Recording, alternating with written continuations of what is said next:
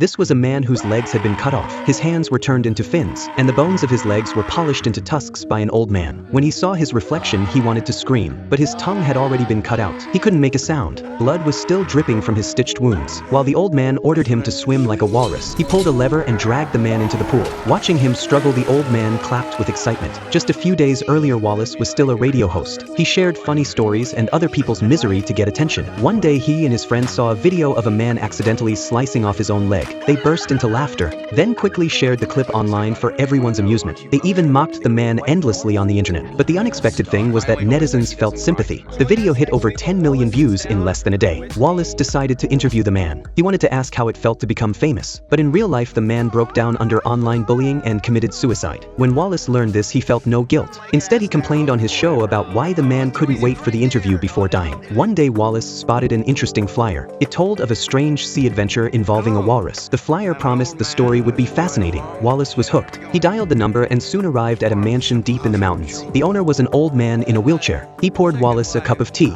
Then Howard began telling his tale. Back in the Second World War, he had been a cook on a Navy ship. They were attacked at sea, and he was the only survivor. The one who saved him was a walrus. Suddenly, Wallace felt dizzy. He collapsed on the floor. When he woke up again, he was sitting in a wheelchair. He realized his legs were numb. Pulling back the blanket, he was horrified. Howard was across the room polishing his bones. He was shaping them into walrus tusks. Howard claimed Wallace had been bitten by a poisonous spider, that the situation was critical so he had to amputate. Of course, Wallace didn't believe him. He noticed his phone was gone. Howard explained his real hobby. He liked turning people into walruses. Wallace was the 17th. Hearing this, Wallace panicked. He couldn't believe such madness was happening to him. He cursed Howard and screamed for help, but Howard struck him down and warned him to behave. At midnight, Wallace waited for Howard to fall asleep. Then he found his phone and tried to call his girlfriend, but she didn't answer. She was with Wallace's best friend at the time. Wallace left a voicemail. He said an old man was trying to turn him into a walrus. He begged her to call the police, but before he could say the exact address, Howard knocked him out from behind. Howard strapped him to the operating table. The tools were ready. He followed a walrus diagram on the wall and carefully began his work. By the next morning, Wallace no longer looked human. He had been transformed into a walrus, and his nightmare was only just beginning.